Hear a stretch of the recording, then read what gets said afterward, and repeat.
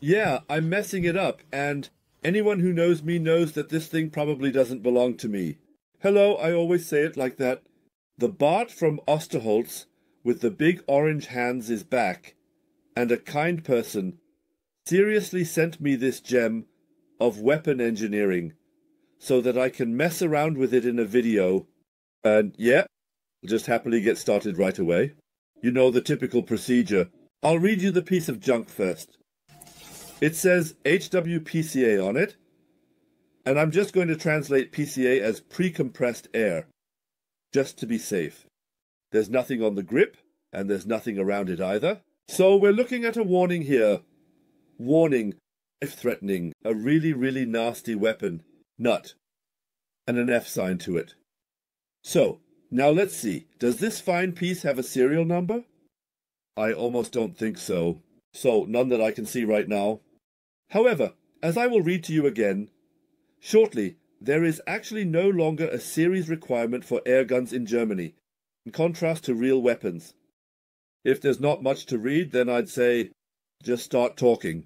So, it feels good in the hand, which isn't really surprising, to be honest. This thing has a hoof like thunder. The whole device is completely made of plastic, unlike the HW75 that I had in my hands just the day before yesterday, which is made of metal. However, it does cost, if I remember correctly, somewhere between 160 and 200 euros. Very, very different depending on the dealer. We've got a plastic trigger guard here, which isn't really surprising. The levers here seem to be just for show. They're not really real. What's very real is a safety. We've got a safety slider here, and maybe some of you have noticed that there's a red dot sight on top. I actually wanted to take off the red dot sight for shooting. I even have the explicit permission of the owner, to be precise. I'm currently the owner, and the actual owner is at home. So, the owner's permission to take the thing off, but I found out that it's really not necessary because I've already learned everything I wanted to know this way. That the sight can be adjusted for elevation and windage again, and that it looks really good. I can't say for sure, but I would say the cheek piece is probably plastic, not metal. But worry and gar that the stairs are already steep before the GR. Little reflection. I assume that with a Weihrauch gun, I don't need to check the sights to know that they will be good. The question of whether you can possibly mount a red dot sight on it should be settled now. Yes, it's quite obvious. In this case, the construction is such that there's a razor at the bottom, or rather, a converter from an 11mm dovetail rail to a Picatinny rail, and then on top, the tube for looking through. Yeah, normally I would be totally busy with the stock and similar stuff for a long time. That's mostly unnecessary here. I would say, let's just get to it. Where else would we go? To take it off? No, not to take it off, but to flip this thing open. You basically cock the hammer, which is just a hook, and then you open it. And underneath, not surprisingly, the usual mechanism for pumpers appears with plenty of oil.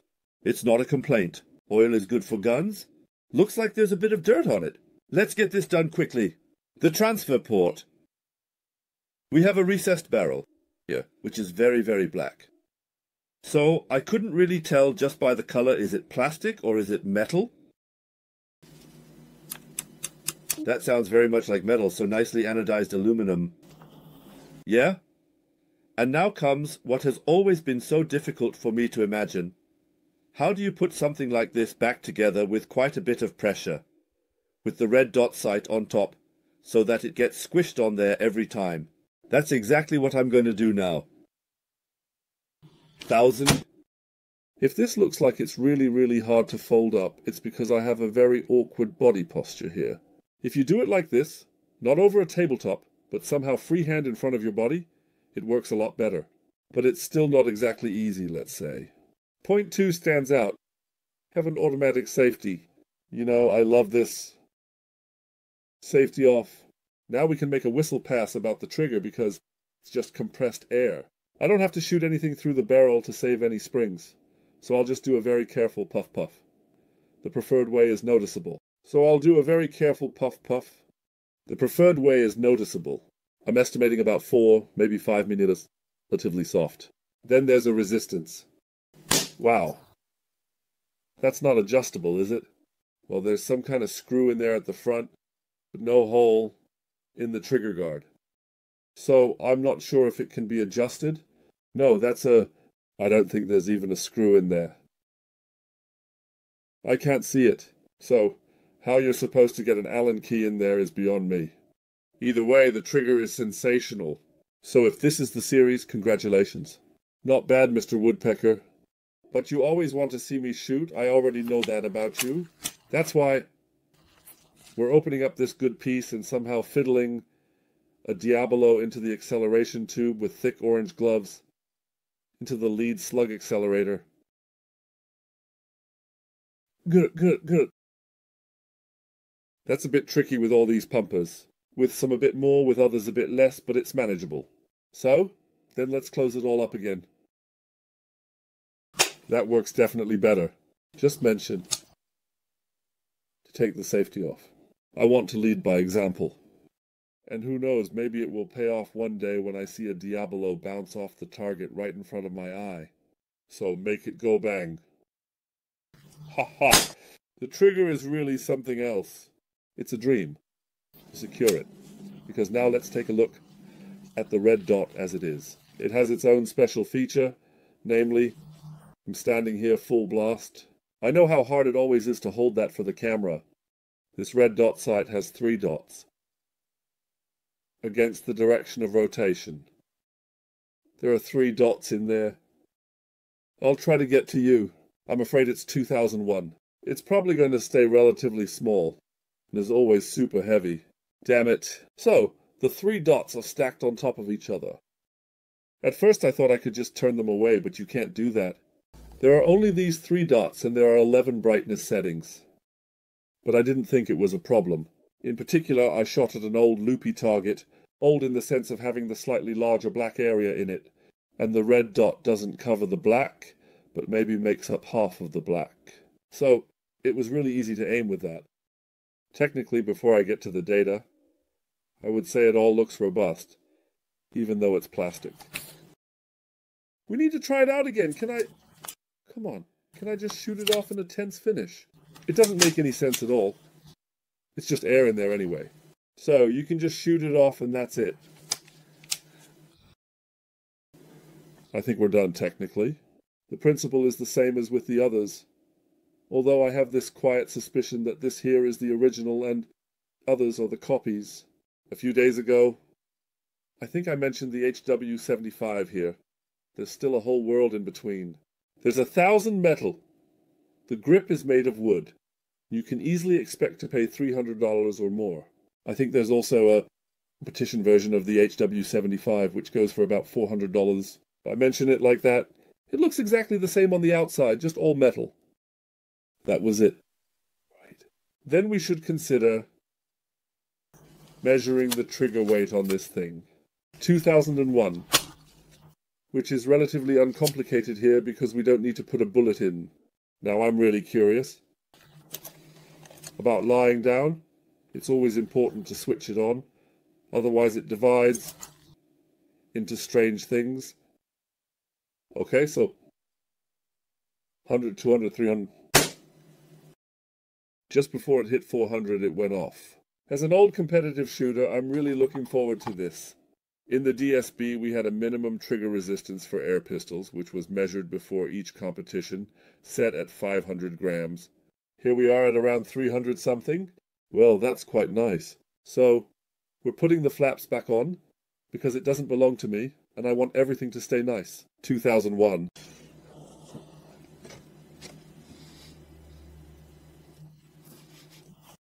This is the old loopy target.